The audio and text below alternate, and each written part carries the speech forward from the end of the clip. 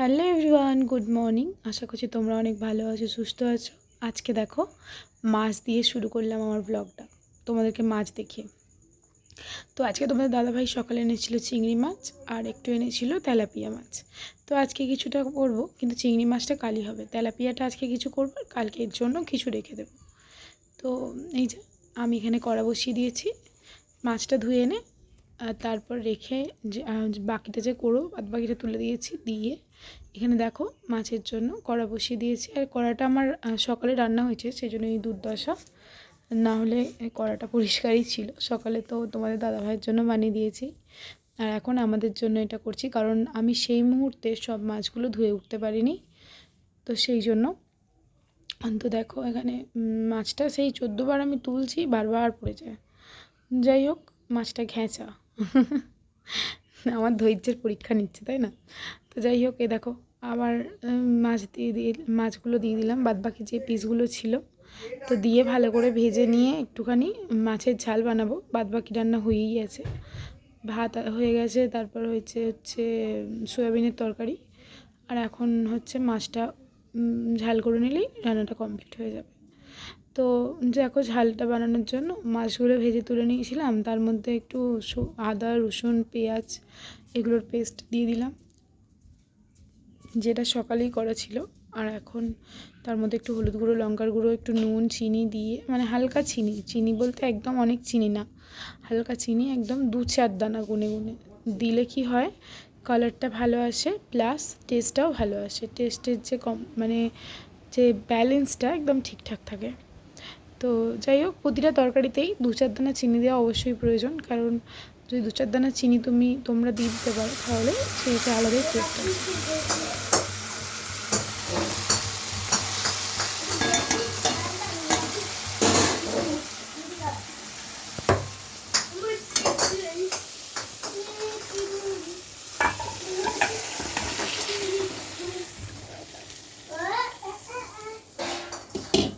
তো রান্না বলতে তো সবই কমপ্লিট, এবার নামবো কাজে। তো তার আগে খাওয়া দাওয়াটা করার জন্য এই যে এখানে ছাতু গুলে নিচ্ছি। Hello everyone, good afternoon. এখন বাজে হচ্ছে দুপুর 2টো, আর আমি জাস্ট চান করে এলাম। আর আজকে মায়ের শরীরটা ভালো নেই, আমি আমি আজকে এত সকাল থেকে ব্যস্ত ছিলাম যে আজকে আমি ব্লগটা শুরু করতেই পারিনি। তো যাই হোক, আমি এখন থেকে ব্লগটা স্টার্ট করছি, মানে ব্লগ অনেক আগেই স্টার্ট করে দিয়েছি, কিছুটা তোমাদের রান্নাবান্না দেখিয়েছি। আর এই যে আমার বাবু, তো অনেক আগেই ব্লগ স্টার্ট করে দিয়েছি, কিছুটা রান্নাবান্না তোমাদের দেখিয়েছি। আর এখন তোমাদের সামনে এলাম একটু কথা বলতে, কারণ সকাল থেকে ভালো মতো কিছুই শেয়ার করতে পারিনি। সত্যি বলতে সকাল থেকে আমার পুরো যুদ্ধ শুরু হয়ে যায়, তো কিছু করার নেই। তো যেটা বলছিলাম যে মায়ের আজকে খুবই শরীর খারাপ, কী জানি কেন কী হয়েছে, মা সকাল থেকে কিছুই খাচ্ছে না, একটু চা বিস্কুট মতো খেয়েছিল। তারপরে বললো আমি ছাতু বললাম, তোমরা দেখলে, হ্যাঁ তোমাদেরকে ওটাও দেখিয়েছি, ছাতু খেয়েছিলাম বাবুকে স্কুল থেকে নিয়ে এসে। তারপর বাবুকে আজকে টিফিনে দিয়েছিলাম লুচি তরকারি, আর তোমাদের দাদাভাই নিয়ে গেছে হচ্ছে মাছের ঝাল, তারপর সয়াবিনের তরকারি, তারপর ভাত, সব বানিয়ে দিয়েছিলাম সকালে। তো ও নিয়ে চলে গেছে, সয়াবিনটা ছিল বাড়িতে, তরকারিটা ছিল আর কি, মাছের ঝালটা আবার আমাদের জন্য আলাদা করে করেছি আর কি। সকালে অতগুলো মাছ আমি ধুয়ে উঠতে পারিনি, তো আবার ওই জন্য আমাকে আবার বেলায় আমার মাছের ঝালটা বানাতে হয়েছে। তো যাই হোক, সেটা যেটা বলছিলাম যে মা ওরকম বললো আমি কিছুই খাবো না, মুড়িও খাবো না। আমি তাহলে মুড়ি খাও, বলছে না আমি মুড়ি খাবো না। আচ্ছা ছাতু খাও একটু, বলছে না আমি ছাতু খাবো না, গ্যাস হয়ে গেছে মনে হচ্ছে। তো যাই হোক, আমি এখন আমার বাবুকে একটু খাইয়ে দেবো, আর তোমাদের কী রান্নাবান্না করে দিই সেটাও দেখিয়ে নেবো। তো চলো দেখতে থাকো ভিডিওটা। এই দেখো আমার ছেলে আজকে কি করেছে, আমার এই সব বাসন এই যে এত মেজেছি সবও তুলে এনেছে এখানে বাইরে থেকে, বৃষ্টি আসছিল বলে, আমাদের দূরে তো জল পড়ে, তো সেই জন্যই দেখো সমস্ত তুলে এনেছে আমার ছেলে, তুলে এনে এখানে রেখে দিয়েছে। তো এই দেখো বাবুর জন্য থালা গ্লাস দুটোই নিয়ে নিয়েছি। আর এখানে কি রান্না হয়েছে তোমাদের দেখিয়ে দিই। এই যে ভাত ঠান্ডা, একদম ঠান্ডা হয়ে গেছে, সকালবেলা বানিয়েছি। আর এই যে এখানে হচ্ছে সয়াবিনের তরকারি বানিয়েছিলাম, এখানে হচ্ছে তেলাপিয়া মাছের ঝাল, যেটা তোমরা দেখেইছো। তো আজকে এইটুকুই রান্নাবান্না, বাবুকে খাইয়ে দিই। আমার ছেলেটা এতটা বাধ্য আর এতটা ভালো, এতটা কেয়ারিং, আমি বলে বোঝাতে পারবো না। ও এত কিছু কাজে আমাকে হেল্প করে দেয়। হয়তো আমি পাখা চালিয়ে মানে ফ্যান চালিয়ে চলে যাই তো অফ করে দেয়। কখনো যদি আমার জল তেষ্টা পায় জল এগিয়ে দেবে হাতের কাছে। তারপরে এতটা বাধ্য ছেলে কীরকম জানো, যদি আমি দুপুরে ঘুমাই আর ও যদি না ঘুম পায় ও কিন্তু উঠে কোথাও যাবে না, ও আমার পাশেই বসে থাকবে। আমি যদি বলে শুই যে বাবু তুমি কিন্তু কোথাও যাবে না যতক্ষণ না আমি ঘুম থেকে উঠবো, ততক্ষণ কিন্তু আমার ছেলে এক পা নড়বে না, সমানে আমার পাশটায় বসে থাকবে, নাহলে শুয়ে থাকবে, নয়তো জানলা খুলে দেখবে, সেও ভালো, কিন্তু বাইরে বেরোবে না। আবার যদি কোথাও যায় অবশ্যই আমাকে বলে যাবে মা আমি কিন্তু এখানে যাচ্ছি, আমি কিন্তু ও এটা দিয়েছে আমি খাচ্ছি। এগুলো কীভাবে ও শিখেছে, মানে আমি বলতাম যদিও, কিন্তু এতটা যে ও শিখবে ভাবিনি কখনো। খেয়ে দিয়ে জাস্ট উঠলাম আর একদম আমি বাবুকে নিয়ে শুয়েছিলাম বিছানাতে, এত মানে জোরে একটা বিদ্যুৎ চমকালো, চোখে পুরো আলোটা এসে লাগলো ওই জানলা দিয়ে। তারপর দিয়ে আমি সঙ্গে কী হলো ব্যাপারটা, আমার বাবু ফোন দেখছিল, ফোনে সেই শ্রীকৃষ্ণের কার্টুন হয় না ওটা দেখছিল, কী হলো ব্যাপারটা। তারপর সঙ্গে সঙ্গে একদম একবারে কড়কড় করে পড়লো বজ্রাঘাতটা, মানে এত জোরে ভয় পেয়ে গেছি বলে বোঝাতে পারবো না তোমাদের, কি বলবো। আমি চিন্তা করতে পারো না, আমি ভাবছিলাম এডিট করবো ভিডিওটা, ফোন ফ্লাইট মোড করে দিয়েছি, ফ্রিজ অফ করে দিয়েছি ভয়েতে। আমরা সিরিয়াসলি বজ্রঘাতকে বিশাল ভয় পাই, যেভাবে আলোটা আমার চোখে লাগলো আজকে বাপরে। হ্যাঁ শুকনো আড়াই বজ্রঘাত, ঠিকই বলছে বাবু। তো বাবুকে জাস্ট একটু লেবু কেটে দিলাম, মায়ের শরীর এখন ঠিক আছে, আর আমিও বাবুর কাছে কিছুটা ভাত খেয়ে নিয়েছিলাম। তো চলো বাবুকে আবার দিয়ে আসতে হচ্ছে পড়তে 3:30 4টের দিকে, তো যাবে ও পড়তে, কালকে যায়নি আজকে যেতেই হবে।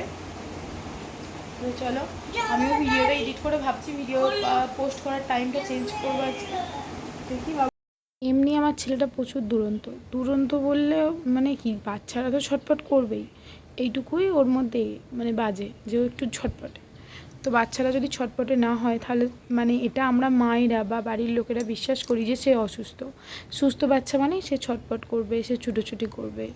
এবার এটা আমরা সবাই জানি, কিন্তু আমরা মেনে নিতে পারি না। যখন আমরা কাজের মধ্যে ব্যস্ত থাকি তখন আমরা মানে বিরক্ত হয়ে যাই যে একটু শান্ত হ, ব্যাস এটাই। কিন্তু কোনো মা চায় না যে তার ছেলে চুপচাপ বসে থাক, যদি মানে চুপচাপ বসে থাকে তখনই মনের মধ্যে একটা চিন্তা হয় এত চুপচাপ হয়ে গেল কেন ছেলেটা। তো যাই হোক চলো আমি এখানে সন্ধে দিয়ে নিচ্ছি। তো সন্ধেটা দিয়ে নিয়ে বাবুটাকে আনতে যাবো ভেবেছিলাম, বাবু খেলতে গিয়েছিলো, তো তার মধ্যেই আমার ছেলেটা এসে উপস্থিত হয়ে গিয়েছিলো, চলে এসছে, আমাকে আনতে যেতে হয়নি।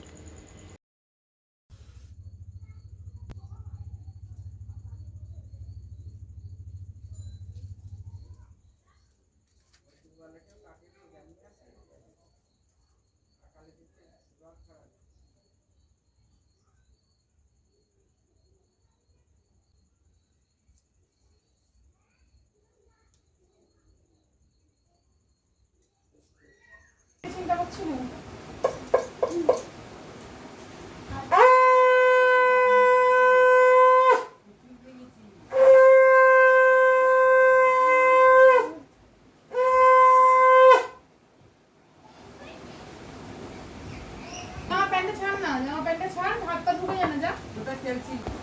Hello everyone, good evening. এখন বাজে হচ্ছে সন্ধ্যে 6:30 মতো, আর দেখলে তোমরা আমরা সন্ধ্যে দিয়ে দিয়েছি আমি, আর এই দেখো চা নিয়ে বসে বলছি। আর এই যে মা, বাবু বলছে আমায় নিয়ে কিছু বলবে না, কেন জানো? কারণ ওকে আমি ফোন দিইনি, আর তোমরাই বলো আমি যদি ওকে ফোন দিয়ে দিই তাহলে আমি কিভাবে ভিডিওটা করব, তাই না? তো যাই হোক চলো আমি চাটা এখন খেয়ে নিই আমি আর মা মিলে। আর ও তো খাবে না বললো, ওর জন্য চা নিয়েছিলাম, ও বলে খাবো না। আর আজকে জানো তো একটা হেভি সুন্দর বিস্কুট এনেছি, দেখো বিস্কুটটা এত টেস্টি খেতে, আমি নামটা ভুলে যাচ্ছি, এত টেস্টি। ওপরে চিনি ছড়ানো আছে আর কালো জিরে দেওয়া আছে, কি দারুণ খেতে, মায়েরও খুব পছন্দ হয়েছে। যাই হোক চলো আমি চাটা খেয়ে নিই। ও আমি চাটা খেয়ে বাবুকে তারপর বুঝিয়ে সুঝিয়ে 4টে বিস্কুট খাইয়ে দিয়েছিলাম, দিয়ে দেখলাম বিছানার অবস্থা একদম বেহাল। তো তারপর আমি বিছানা পরিষ্কার করতে এলাম, আর বাবু বলল আজকে পড়তে বসবে না, আমি আর জোর করিনি, কারণ স্কুলে গেছে আবার পড়তে গেছে এসে, তো আমি আজকে আর জোর করিনি। আমি ভেবেছি কালকে সকালে ওকে লেখাগুলো কমপ্লিট করে দেবো, মানে পড়ার যে হোমওয়ার্কগুলো থাকে। তো দেখো এখানে এই ঘরটায় কিন্তু আমি আগে থাকতাম, এখানটাই সেম জায়গায় আমার খাট ছিল। তো এখন খাটটা যেহেতু ওপরে আমার বিয়ের খাটটা, তো এখন এটা হচ্ছে আমার শাশুড়ি মার বিয়ের খাট। তো দেখো সুন্দর করে আমি বিছানাটাকে পরিষ্কার করে নিচ্ছি, ছেড়ে নিচ্ছি। আমাদের কী উচিত বলো তো, আমাদের কাছে যা আছে সেটুকু দিয়েই ঘরটাকে পরিষ্কার পরিচ্ছন্ন রাখার চেষ্টা করা, তাই না? তো আমিও সেটুকুই চেষ্টা করি, আমার কাছে যা আছে আমি সেটুকু দিয়েই পরিষ্কার পরিচ্ছন্ন রাখার চেষ্টা করি। এবার জানি না কতটা কি পারি, এবার সে তবুও আমার যতটা সময় হয়, মানে সারাদিন তো আমার এতই কাজ বাজ থাকে, প্রচুর ব্যস্ত থাকি আমি, তার সত্ত্বেও যতটা সময় হয় আমার ততটাই আমি দেওয়ার চেষ্টা করি। সংসারে যেহেতু আমি একাই, আমাকেই সবটা করতে হয়, মা পারে না। মা তো বড়জোর রান্নাটা পারে, তোমরা এতদিন ব্লগ থেকে বুঝতেই পারছো, মা রান্নাটুকুর বেশি আর কিছুই করতে পারে না। তবুও রান্না বলতে কি, রুটি আটা মাখতে পারে না, আনাজের বাটনা বাটতে পারে না, আনাজটুকু করতে পারে যাই হোক করে, বাটনা বাটতে পারে না, ঘর গোছানো তো দূরে দিলাম, বাটনা বাটতে পারে না, রুটির আটা মাখতে পারে না, বেলতে পারে না, কিছুই পারে না মা। কী করবে একটা অসুস্থ মানুষ, তার তো কোনো হাত নেই এখানে, সে যদি না পারে সেটা তো আমার মানে তার দোষ না, আমার এখানে কিছু করার নেই। সেজন্য বললাম আমি প্রচুর ব্যস্ত থাকি, যতটুকু সম্ভব হয় আমি ততটুকু গোছানোর চেষ্টা করি। তো সবসময় সব কিছুটাকেই টাইম দিতে হবে, ছেলেকেও টাইম দিতে হবে, সংসারকেও টাইম দিতে হবে, ছেলের পড়াশোনা, ছেলের আঁকা, গান সমস্ত কিছু আমাকে দেখতে হবে, সব কিছুই দেখতে হবে, কিছু করার নেই। কিছু আর মানে এক্সট্রা করে করার জন্য আমার যে টাইমটা লাগবে সেই টাইমটা পাই না। যখন আমি সকাল সকাল কাজ সেরে ফেলি তখন আমি চেষ্টা করি কিছু এক্সট্রা কাজ করার। তো যাই হোক, ঘরের নোংরা কোনোদিনও বাইরে বের করি না, তোমরা জানো, আজকেও তাই করলাম। আর আজকের ভ্লগটা হচ্ছে এই যে সুন্দর চাঁদটা দিয়ে তোমাদের শেষ করলাম, মানে ভ্লগটা, আজকের ভিডিওটা। তো কেমন লাগলো আমাকে অবশ্যই জানিও। চাঁদটা কেমন লাগছে বলো তো, আমি চাঁদ দেখতে ভীষণ ভালোবাসি, তাই জন্য আমার অনেক কটা ভিডিওতে আমি তোমাদের সাথে চাঁদ, এই যে আকাশে চাঁদ ওঠাটা অনেকবার শেয়ার করেছি। তো চলো টাটা, যদি ভালো লাগে একটা লাইক করো আর সাবস্ক্রাইব করো চ্যানেলটা।